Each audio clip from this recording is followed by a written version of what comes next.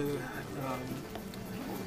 promote poker over the years, not just my playing accomplishments, and I certainly feel like if I'm ever going to get in, maybe this is the year, since I just won this invitational tournament. But I would consider that the frosting on the cake of my poker career.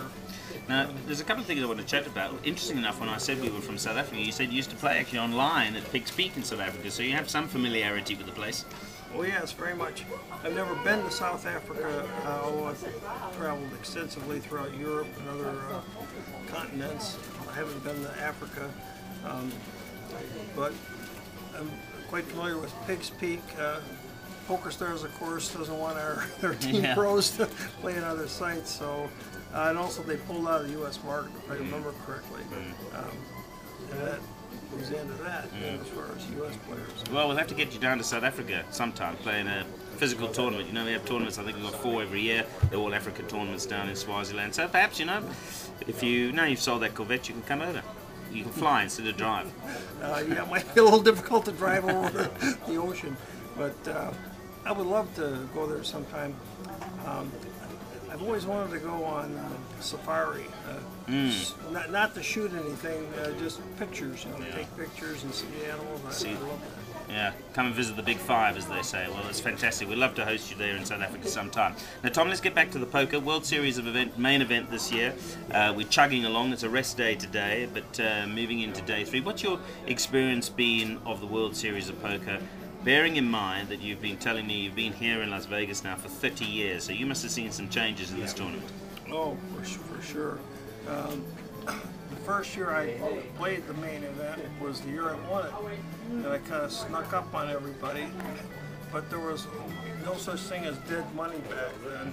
Though the entries, of course, were far fewer. It was only 108 players, which is pretty minor compared to the massive fields we have today.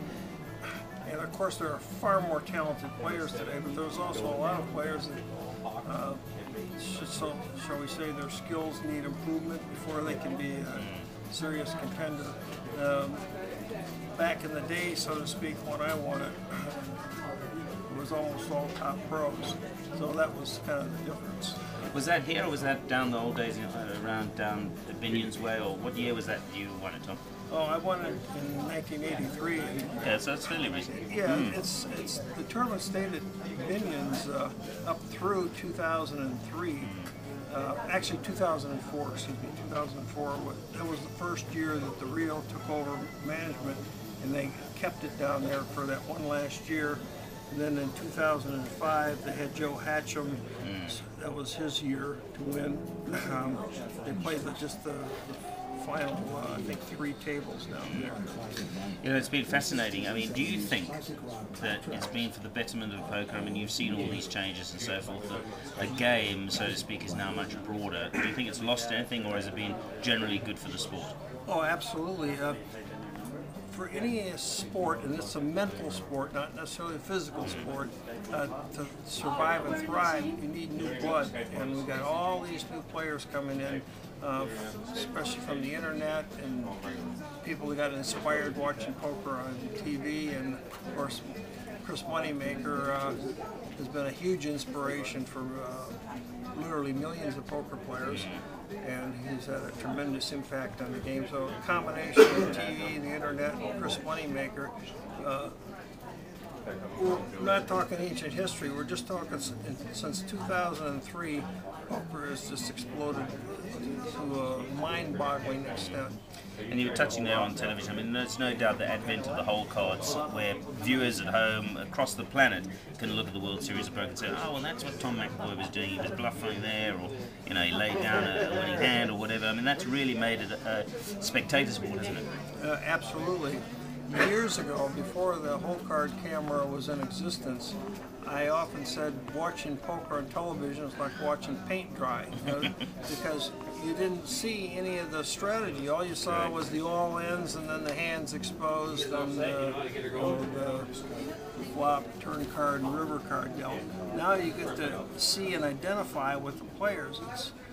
It's kind of almost, I hate to say it, like professional wrestling, where you got certain people you root for, certain people are the villains, and we won't mention who the villains are, but, other than Phil Hellmuth, of course. Yeah. Well, he tells me he's going to be being on best behaviour this year. He's not going to call anybody a donkey. He's going to be nice. We'll wait to see if that happens. Well, so far it has. I haven't heard any negative reports on Phil. I'm friends with Phil, and I really like Phil, but boy, if he acted that towards me like that at a table, I'd want to smack him. Exactly. I'm surprised he hasn't been yet. Just getting back to your own experience, I mean, you must have played with some real characters of the game over the years, Tom. Anybody that springs to mind from that era, and then more currently, this era? But let's start with that era. Must be some guys that roll off the tongue for you that you enjoy playing against or a challenge. Who was the best poker player you ever played against back in the day? The very, very best. There's two guys in particular I thought were the best in the day. And T.J. Cloutier, who I co-authored my books with, I got to heads up against him 4 times in tournaments, and he won 3 of them. The only time I won, I took the worst hand and drew out. So he was by far, I felt, the toughest guy I had to play. And Doyle, of course, was Doyle. I mean, what can you say? I can tell you many stories about Doyle and my experiences with him, and like he's the man. I mean, he's, you know, I feel like I got a target on my forehead. We'll just multiply that times about 50, and now you can imagine what Doyle must go through every time he sits down. You know, but he's a fabulous player, and he can play more than just know how to hold. You know, so yeah, he's just an all-round great poker player, isn't he? He still is. The man is 75 years old, and he can still play with the young whippersnappers. Well, let's talk a little bit about the young whippersnappers. We've touched on Hellmuth and so forth, but it's a new brand. You find that poker players have become more aggressive now to what they perhaps were in the past? Oh, absolutely. People keep asking me, is poker the same game as it was like 20 years ago or 30 years ago? Yeah, it's the same game. People play it different. And there's this super hyper aggressiveness. I played with a guy in the main event who, unfortunately for me, was on my left, was reminded me a lot of Peter Eastgate because he was from Denmark. Okay. And the guy didn't look like he was 21 even, you know, the young blonde-haired. And it's interesting, if I can interrupt there, because it seems to be a trend, without being overgeneralizing, but a lot of the Scandinavian players have that style, whether they're Swedish or Danish or Norwegian. They're very aggressive. Absolutely. I've played twice in Copenhagen in the European Poker Tour event, and that seems very much the style over there. It's like hell bent for leather, and there's like all in or all out. You know, they're making one aggressive play after another, and what happens, of course, is they're either going to get a hold of a lot of chips or they're going to crash and burn early. But most of the time, you're going to crash and burn and get knocked off.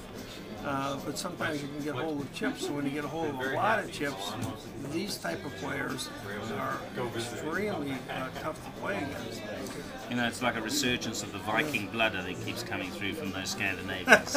That's perhaps what it is.